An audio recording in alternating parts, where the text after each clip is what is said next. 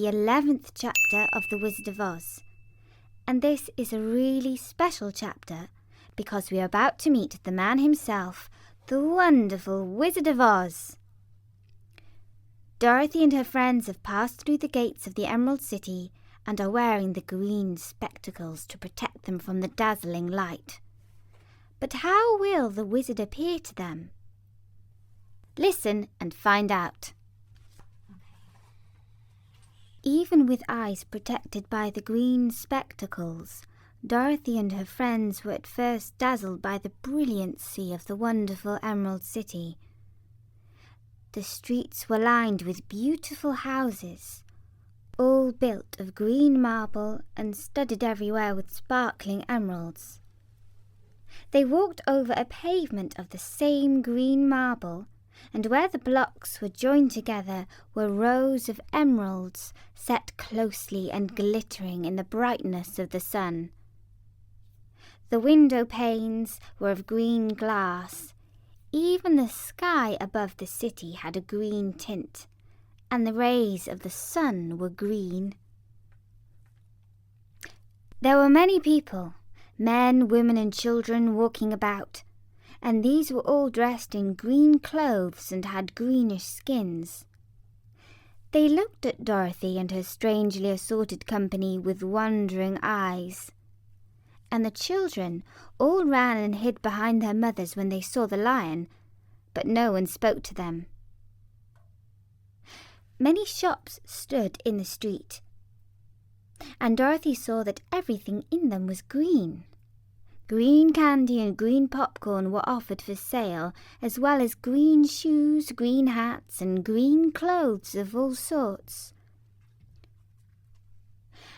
At one place a man was selling green lemonade, and when the children bought it, Dorothy could see that they paid for it with green pennies. There seemed to be no horses nor animals of any kind. The men carried things round in little green carts, which they pushed before them. Everyone seemed happy and contented and prosperous.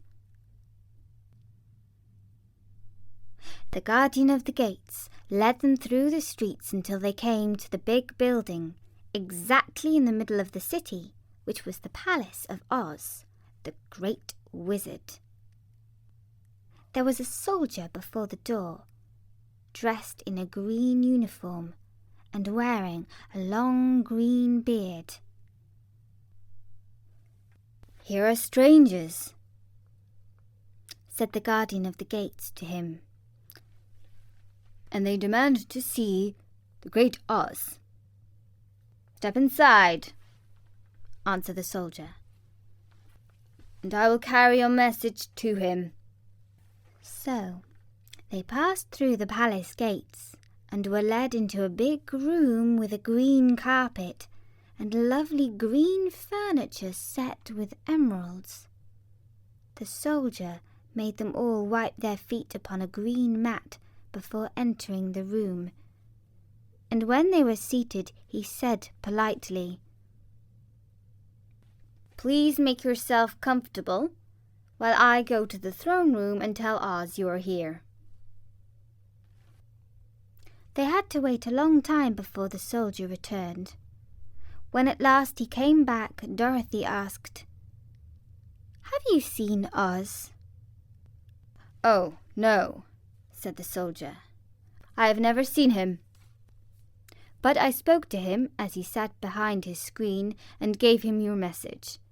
He said he will grant you an audience, if you so desire. But each one of you must enter his presence alone, and he will admit but one each day. Therefore, as you must remain in the palace for several days, I will have to show you to your rooms, where you may rest in comfort after your journey." "Thank you," replied the girl. "That is very kind of Oz." The soldier now blew upon a green whistle, and at once a young girl dressed in a pretty green silk gown entered the room. She had lovely green hair and green eyes, and she bowed low before Dorothy as she said, "Follow me."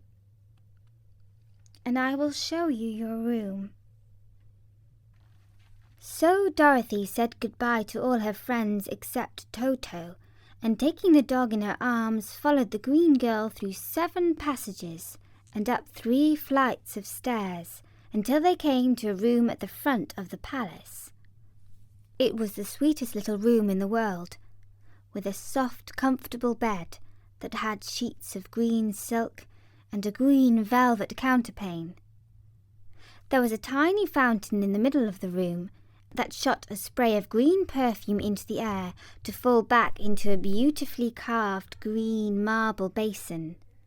Beautiful green flowers stood in the windows, and there was a shelf with a row of little green books.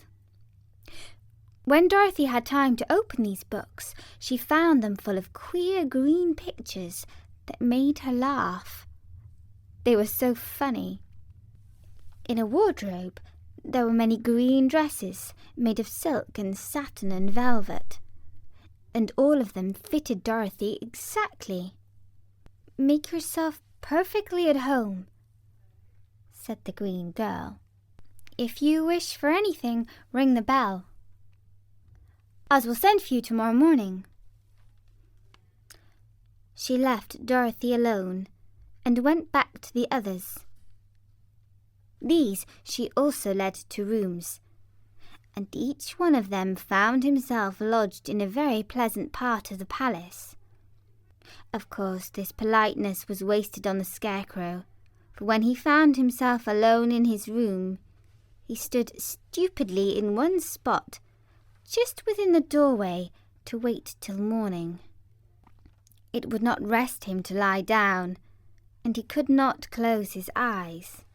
So he remained all night staring at a little spider which was weaving its web in a corner of the room, just as if it were not one of the most wonderful rooms in the world. The Tin Woodman lay down on his bed from force of habit, for he remembered when he was made of flesh. But not being able to sleep, he passed the night moving his joints up and down to make sure they kept in good working order. The Lion would have preferred a bed of dried leaves in the forest, and did not like being shut up in a room. But he had too much sense to let this worry him. So he sprang up upon the bed and rolled himself like a cat, purring himself asleep in a minute. The next morning, after breakfast, the Green Maiden came to fetch Dorothy, and she dressed in one of the prettiest gowns, made of green brocaded satin. Dorothy put on a green silk apron and tied a green ribbon around Toto's neck, and they started for the throne room of the Great Oz. First, they came to a great hall in which were many ladies and gentlemen of the court, all dressed in rich costumes. These people had nothing to do but talk to each other, but they always came to wait outside the throne room every morning, although they were never permitted to see Oz. As Dorothy entered, they looked at her curiously, and one of them whispered, "Are you really going to look upon the face of Oz the Terrible?" "Of course," answered the girl. "If he will see me." "Oh yes, he will see you," said the soldier, who had taken her message to the wizard. "Although he does not like to have people ask to see him. Indeed, at first he was angry and said I should send you back where you came from. Then he asked me what you looked like, and when I mentioned your silver shoes, he was very much interested. At last I told him about the mark upon your forehead, and he decided he would admit you to his presence." Just then a bell rang, and the green girl said to Dorothy, "That is the signal. You must go into the throne room alone." She opened a little door, and Dorothy walked boldly through and found herself in a wonderful place. It was a big, round room with a high-arched roof, and the walls and ceiling and floor were covered with large emeralds set closely together. In the centre of the roof was a great light, as bright as the sun, which made the emeralds sparkle in a wonderful manner. But what interested Dorothy most was the big throne room of green marble that stood in the middle of the room. It was shaped like a chair and sparkled with gems, as did everything else. In the centre of the chair was an enormous head, without a body to support it, or any arms or legs whatever. There was no hair upon his head, but it had eyes and a nose and mouth, and was much bigger than the head of the biggest giant. As Dorothy gazed upon this in wonder and fear, the eyes turned slowly and looked at her sharply and steadily. Then the mouth moved, and Dorothy heard a voice say, "I am Oz, the great and terrible. Who are you, and why do you seek me?" It was not such an awful voice as she had expected to come from the big head, so she took courage and answered, "I am Dorothy, the small and meek, and I have come to you for help." The eyes looked at her thoughtfully for a full minute. Then said the voice, "Where did you get the silver shoes?" "I got them from the Wicked Witch of the East when my house fell on her and killed her," she replied. "Where did you get the mark upon your forehead?" continued the voice. "That is where the Good Witch of the North kissed me when she bade me goodbye and sent me to you," said the girl. Again the eyes looked at her sharply, and they saw she was telling the truth. Then Oz asked, "What do you wish me to do?" "Send me back to Kansas, where my Aunt Em and Uncle Henry are," she answered earnestly. I don't like your country, although it is so beautiful, and I'm sure Aunt Em will be dreadfully worried over my being away so long." The eyes winked 3 times, and then they turned up to the ceiling and down to the floor and rolled around so queerly that they seemed to see every part of the room, and at last they looked at Dorothy again. "Why should I do this for you?" asked Oz. "Because you are strong and I am weak, because you are a great wizard and I am only a helpless little girl." "But you're strong enough to kill the Wicked Witch of the East," said Oz. That just happened," returned Dorothy simply. "I could not help it." "Well," said the head, "I will give you my answer. You have no right to expect me to send you back to Kansas unless you do something for me in return. In this country, everyone must pay for everything he gets. If you wish me to use magic power to send you home again, you must do something for me first. Help me, and I will help you." "What must I do?" asked the girl. "Kill the Wicked Witch of the West," answered Oz. "But I cannot!" exclaimed Dorothy, greatly surprised. "You killed the Wicked Witch of the East, and you wear the silver shoes which bear a powerful charm. There is now but one Wicked Witch left in all this land, and when you can tell me she is dead, I will send you back to Kansas, but not before." The little girl began to weep. She was so much disappointed, and the eyes winked again and looked upon her anxiously, as if the great Oz felt that she could help him if she would. I never killed anything willingly," she sobbed. "And even if I wanted to, how could I kill the wicked witch? If you, who are the great and terrible, cannot kill her yourself, how do you expect me to do it?" "I do not know," said the head. "But that is my answer. And until the wicked witch dies, you will not see your uncle and aunt again. Remember that the witch is wicked, tremendously wicked, and ought to be killed. Now go, and do not ask to see me again until you have done your task." Sorrowfully, Dorothy left the throne room and went back to where the lion and the Scarecrow and the Tin Woodman were waiting to hear what Oz had said to her.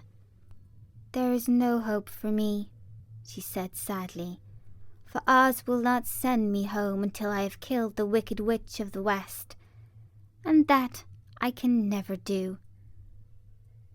Her friends were sorry, but could do nothing to help her, so she went to her room and lay down on the bed and cried herself to sleep. The next morning, the soldier with the green whiskers came to the Scarecrow and said, "Come with me, for Oz has sent for you." So the Scarecrow followed him and was admitted into the great throne room, where he saw, sitting in the emerald throne, a most lovely lady. She was dressed in green silk gauze and wore upon her flowing green locks a crown of jewels. Growing from her shoulders were wings, gorgeous in colour, and so light that they fluttered if the slightest breath of air reached them. When the Scarecrow had bowed, as prettily as his straw stuffing would let him, before this beautiful creature, she looked upon him sweetly and said, "I am Oz, the great and terrible. Who are you, and why do you seek me?"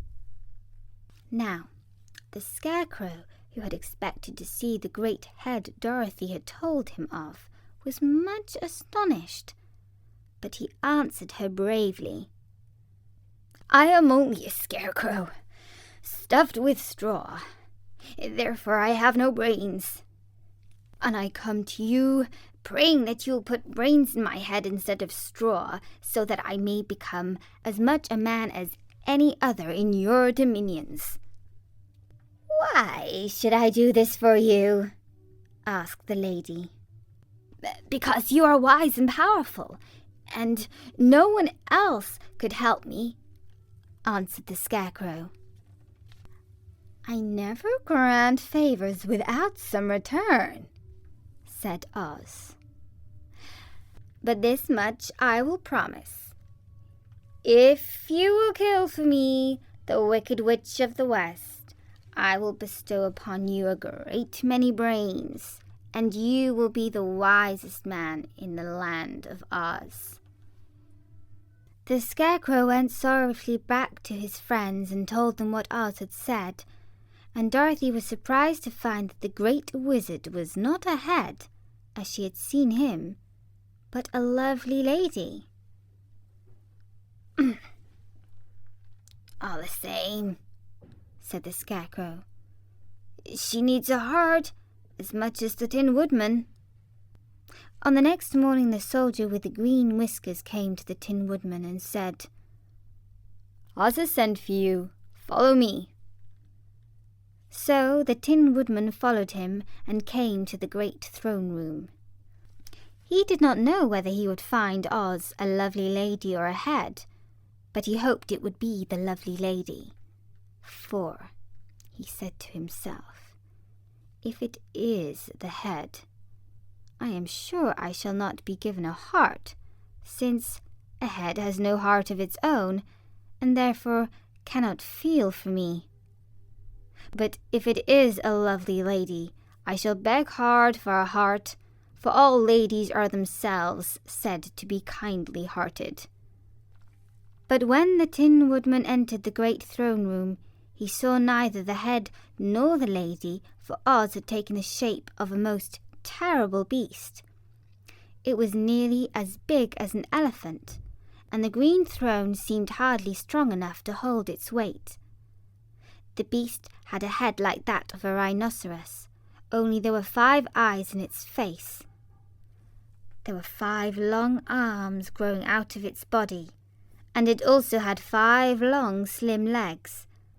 Thick, woolly hair covered every part of it, and a more dreadful-looking monster could not be imagined. It was fortunate. The Tin Woodman had no heart at that moment, for it would have beat loud and fast from terror.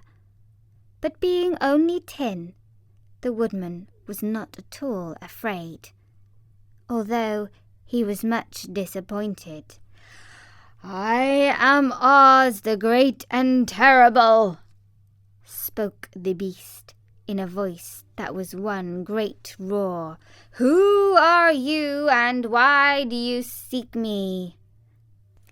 "I am a woodman, and made of tin.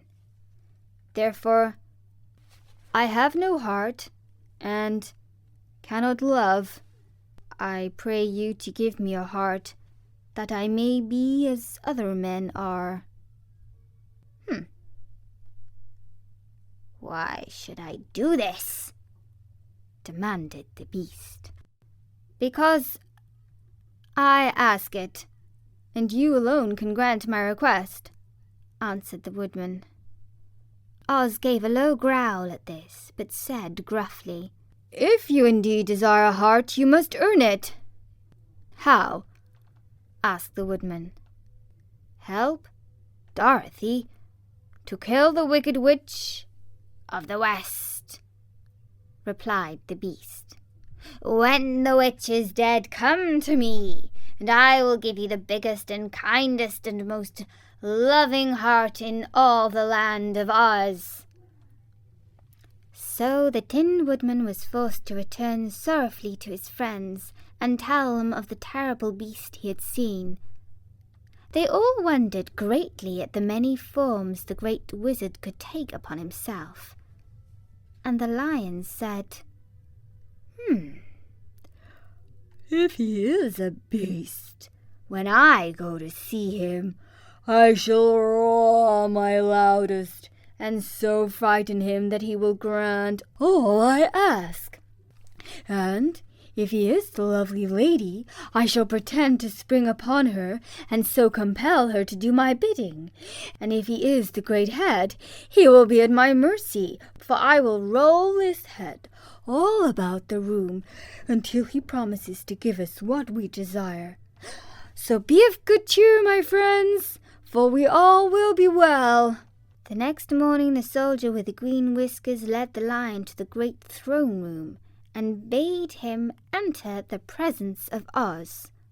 The Lion at once passed through the door and, glancing around, saw, to his surprise, that before the throne was a ball of fire, so fierce and glowing he could scarcely bear to gaze upon it. His first thought was that Oz had by accident caught on fire and he was burning up. But when he tried to go nearer, the heat was so intense that it singed his whiskers, and he crept back tremblingly to a spot nearer the door. Then a low, quiet voice came from the ball of fire, and these were the words it spoke. "I am Oz, the Great and Terrible. Who are you, and why do you seek me?" And the Lion answered, "I am a cowardly lion, afraid of everything. I came to you to beg that you give me courage, so that in reality I may become the King of Beasts, as men call me." "Why should I give you courage?" demanded Oz. "Because of all the wizards, you are the greatest, and alone have power to grant my requests," answered the Lion. The ball of fire burned fiercely for a time, and the voice said, Bring me proof that the Wicked Witch is dead, and that moment I will give you courage.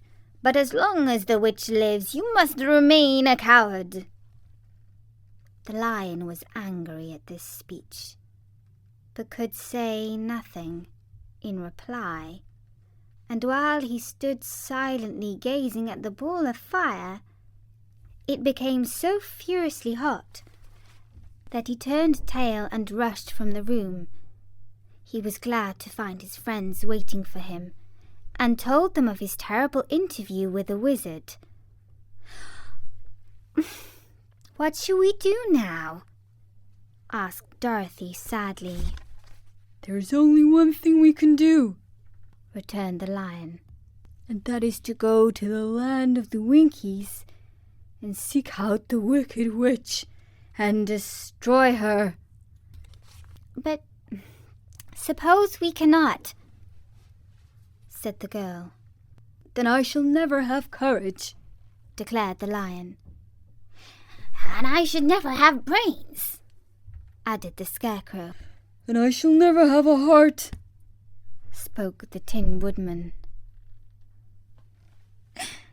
"And I shall never see Aunt Em and Uncle Henry," said Dorothy, beginning to cry. "Be careful," cried the green girl.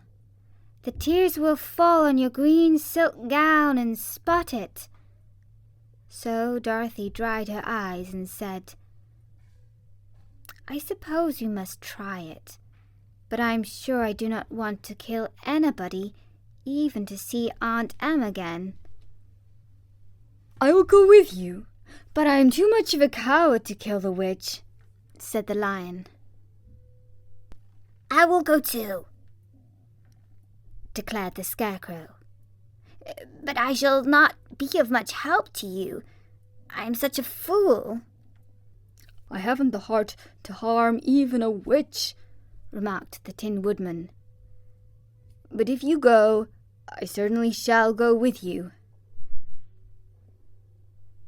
Therefore it was decided to start upon their journey the next morning, and the woodman sharpened his axe on a green grindstone and had all his joints properly oiled. The Scarecrow stuffed himself with fresh straw, and Dorothy put new paint on his eyes that he might see better. The green girl, who was very kind to them, filled Dorothy's basket with good things to eat, and fastened a little bell around Toto's neck with a green ribbon. They went to bed quite early and slept soundly until daylight, when they were awakened by the crowing of a green cock that lived in the backyard of the palace, and the cackling of a hen that had laid a green egg. And that was the 11th chapter of The Wizard of Oz. So, we have at last met the wizard. But it's far from the end of the story. Next, Dorothy must defeat the Wicked Witch of the West. That promises to be quite an exciting chapter.